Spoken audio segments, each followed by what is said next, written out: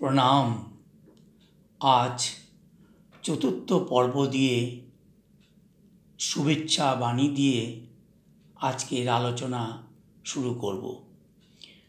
পরিবারে বা সংসারে অনেক ছোটোখাটো সমস্যা, মনের অমিল চাওয়া পাওয়ার অপূর্ণতা, অবহেলার জন্য বড় আকার ধারণ করে। এই বিষয়ে অবহেলা বা উদাসীনতা না দেখিয়ে সময় থাকতে সতর্ক হতে হয়, না হলে পরে সমস্যা সৃষ্টি হয়ে থাকে। বর্তমানে আর্থ সামাজিক ব্যবস্থাপনার কথা ভাবলে মনে হয় সেই দিনগুলি ভালো ছিল।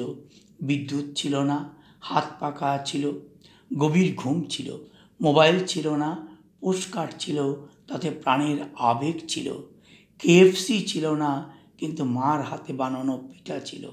সুস্থ ছিলাম, যা পেতাম তাই খেতাম, আর মাঠে গিয়ে কাবাডি খেলতাম। মন খারাপের গল্প ছিল না।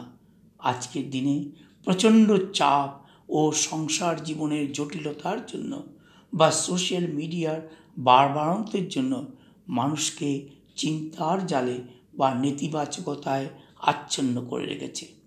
মনের উপর অত্যাচার বেড়েছে, কিন্তু মনের বিশ্রাম বা রিল্যাক্সেশন বাড়েনি। কমপ্লিকেটেড মন সম্পর্কের সংকট ও অবনতি নিয়ে আসছে। চাহিদা বাড়ছে, সেলফ সেন্টারনেস বাড়ছে, আবেগহীন আচার আচরণ বাড়ছে, বিশ্বাসঘাতকতা সমাজে রন্ধ্রে রন্ধ্রে, ফলে মনের চাপ মানসিক সমস্যা বা মনোরোগের দিকে ঠেলে দিচ্ছে। এই অস্বাভাবিক চাপ থেকে অস্বাভাবিক আচরণ আর তার থেকে শারীরিক সমস্যা বৃদ্ধি পাচ্ছে। এই জন্যই কাউন্সেলিং দরকার। কাউন্সেলিং কথার অর্থ কী? আমেরিকান সাইকোলজিক্যাল অ্যাসোসিয়েশনের কাউন্সেলিং শাখার সংজ্ঞা হলো, কাউন্সেলিং মানে সহায়তা, এমন একটি পদ্ধতি যার দ্বারা কোনো একজনকে বাধা অতিক্রম করতে সাহায্য করা হয়, যাতে তার ব্যক্তিগত উৎকর্ষতা বাড়ে এবং সে নিজের সার্বিক উন্নতি করতে সমর্থ হয়।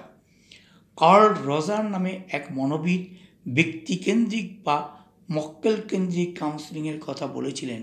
তিনি দীর্ঘ গবেষণায় মানুষের স্বভাব ও প্রকৃতি নিয়ে নিজের মতবাদ ব্যক্ত করতে গিয়ে বলেছিলেন, তা হলো প্রতিটি মানুষেরই নিজস্ব মর্যাদা আছে এবং তারা প্রত্যেককেই শ্রদ্ধার পাত্র।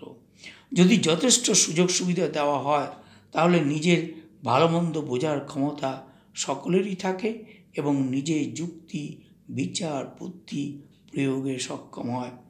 প্রত্যেকেই দায়িত্ব পেলে বা সুযোগ পেলে নিজের দায়িত্ব, ভাবনা চিন্তার সঠিক প্রয়োগ করতে সক্ষম হন।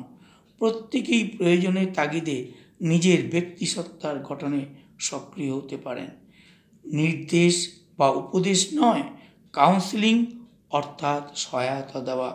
সেই ক্ষেত্রে নিজেকে নিজে অভিভাবক, শিক্ষক, আত্মীয়, স্ত্রী বা স্বামী, মা বা বাবা বা চিকিৎসক সেই সহায়তা দিতে পারেন।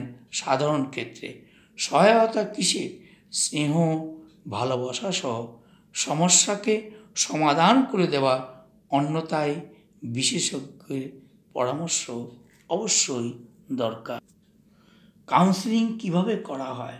মানুষ এক মানসিক অসুস্থ, মানসিক দিক থেকে বিপর্যস্ত বা হতাশগ্রস্ত অথবা সমস্যায় কাতর ব্যক্তিকে তার প্রকৃত অসুবিধা বা সমস্যাটাকে বুঝতে বা জানতে সহায়তা করা।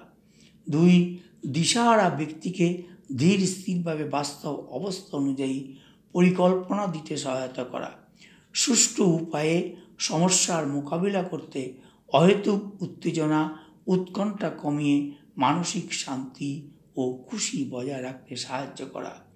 3, সমস্যার প্রকৃত রূপ, কারণ ও প্রকৃতি বুঝতে পারলে মনের দিক থেকে যেমন হালকা হওয়া যায়, তেমনি সমাধানের উপায়ও সহজে পাওয়া যায়। 4, মানসিক অসুস্থতাজনিত বা সমস্যাজনিত উৎকণ্ঠা, উদ্বেগ, হতাশা, বিষণ্ণতা, টেনশন, আতঙ্ক, স্ট্রেস, আচার ব্যবহার ইত্যাদির ক্ষেত্রে কাউন্সেলিং সহায়তা দিয়ে থাকে। পরিবার ও সমাজে সুস্থ আচার আচরণ করতে পারিবারিক ও সামাজিক সম্পর্কের উন্নতি সাধনে বিশেষ ফলপ্রসূ। তবে কাউন্সেলিং করে কারোর আচার ব্যবহারের অস্বাভাবিকতা ও অসংলগ্নতা ঠিক করা কঠিন, কারণ এইসব সংস্কার বা সাবকনশাস মাইন্ড থেকে সৃষ্টি হয়। সেই ক্ষেত্রে আধ্যাত্মিকতা ও মেডিটেশনেই পরিবর্তন করতে পারে।